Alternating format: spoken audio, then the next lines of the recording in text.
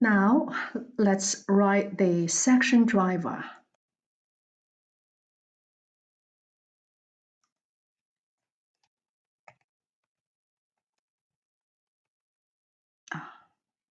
Okay, misspelled. Section driver, we will check this so that we don't have to type. Okay, in this section driver, we mainly want to test the section class. So we need to create a section object, right? And if you look at section, to create a section object, we need a course name, a string, an int, and an array of students or several students. So let's go to section driver and let's declare a section object and call it section1. Sec1 equals to new section, and remember it needs a course name. So our course name is COSC 2436, and we have the function, the number is 2436. Section number, right? Our section number is 001, and we need an array of students, or we can have several students as the variable length parameter list. So let's create a student, new student.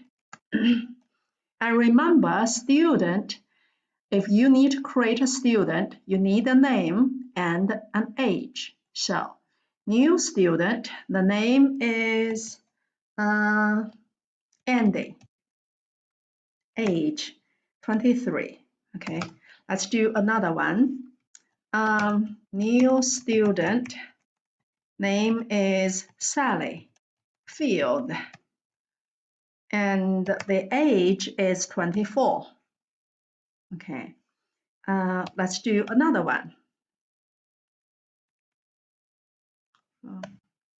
Okay, another one, new student.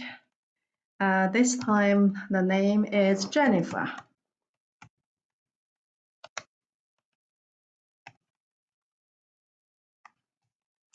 And age is 18. Okay, 3 students. And this is the section. So let's test the okay, something is not correct. Let me see. We somewhere we need the okay. Sally field. I have that there. Okay, now it should be okay. I have an extra parenthesis. And now let's test. We should know that these should not have a problem, set and get. When you do your projects, if I say test all methods, you will test them. I will not do that here. I will test the toString method. Okay, system.out.println. Let's test the toString method. How do we test the toString method? We can just say sect1. That is it. Because when you use the object in this println statement, the toString method is automatically called. So now let's run.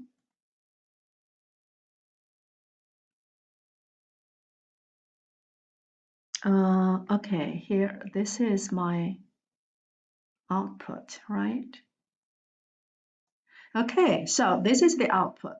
Course name and the section number 001, it's just the one. Because we have an int, if we say it's a string, it will be able to print out 001. Okay, an int, 001 is 1, so it only prints out 1. So based on that, maybe the section number should be a string instead of an int. Okay. Now this is the 3 students.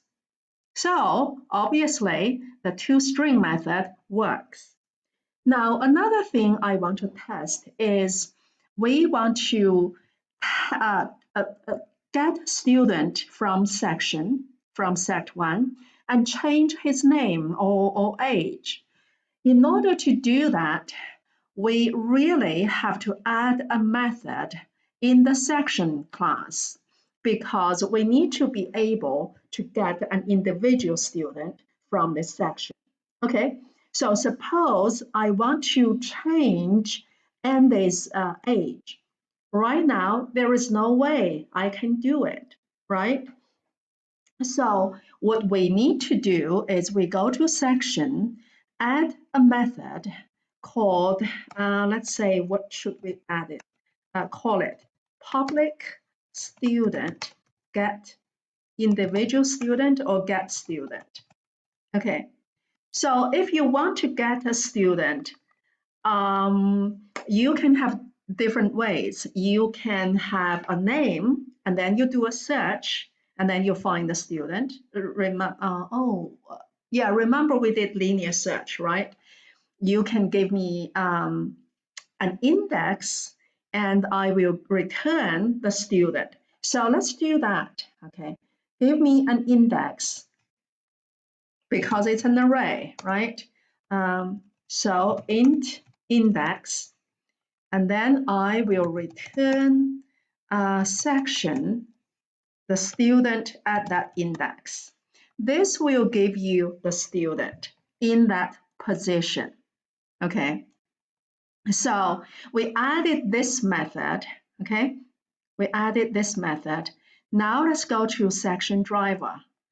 And if I want to change the age for Andy, for this student is at position 0. So I will say sect1, that's the section name, get student, right? Get student.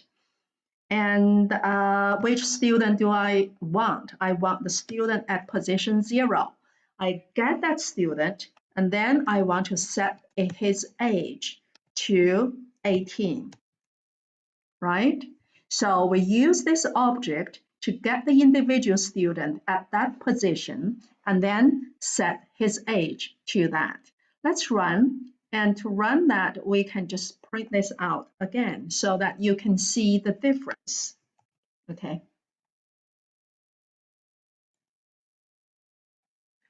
Okay, so here, this is the output. That is the first time we run it, and this is after the change. You can see Andy originally was 23, and now it's 18. Okay, we changed through the section object.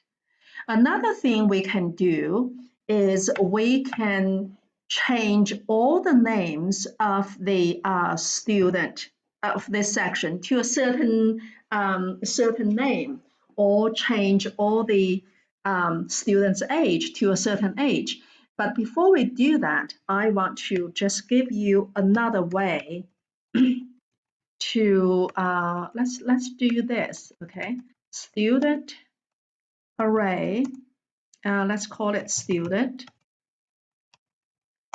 equals to new section. Instead of new section, we actually can use this initializer list, right?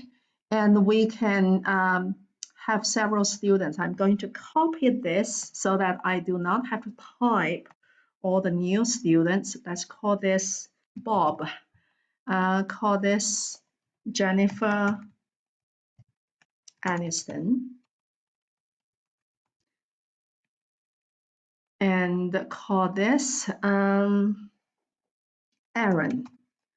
Williamson. Okay. So let's do that. Okay. Now let's add one more. We have 4 new student, Paul, and 78. That's too much. 34. Okay. So here we are using this syntax, the initializer tag, list syntax, to create a student array named student. And we can create another section now using this array, right? Section 2, and equals to new section. the same name, 6, section 2, let's give it 1002. Okay, this way it prints out the whole thing. And now we pass a student, which is the student class array, right? The class student array. So this way, you can see I'm doing this to show you one way is to use this variable length parameter list syntax, okay? One is to use an array. This is all because our section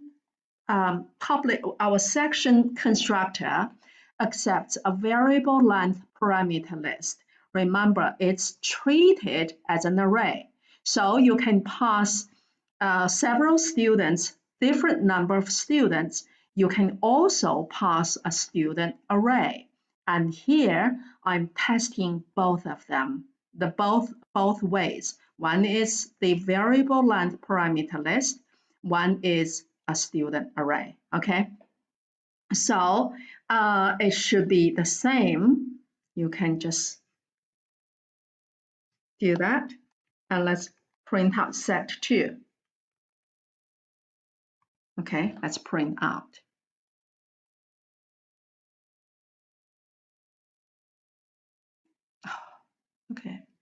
Okay, stop there. And you can see this is set2 for students, right? So the constructor with that variable length parameter list, it's more flexible. You can use several data objects. You can also simply use an array, okay, either way.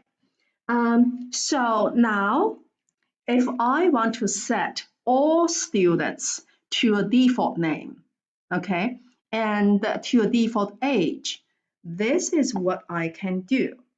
I can use a for loop, right? Okay, for int I is 0, I is less than set2. Remember, section has a method called getSectionSize and I++. Okay, so here I can do what? I can call the method of student actually through the set. Okay, set2.getStudent. GetStudent I. So this will access each student and then set name. We set it to unknown, for example. I'm just doing this one time so that you know this is how you can get a student through the section object and call the method of the student class. Okay, let's run. Oh, we can run it, but we also need to print it out so that we can see the result, right? Okay, let's run. Okay, so now this is before the change, and now you can see the names have been set to unknown, and so it works. So let me explain this again. Here, we are using a for loop. This is the method in the section, right? In the section class, getSectionSize. That's the array length. Okay, so we use that method as the size. And here we are using this object, set2 object, which is a section object. And we use that object to call the method getStudent, which is here getStudent. Okay, based on the index, it will give you the student at that position. So here, getStudent. Once we get that student, we can use the method in the student class because this method getStudent returns a student object. Now we use the returned object to call its method setName. which is in the student class. Okay, so if you look at section, a get student, it returns a student object, and get name, set name is a student, right? It's a student method, set name. So that's how this works. That's it. I hope this helps you with your project.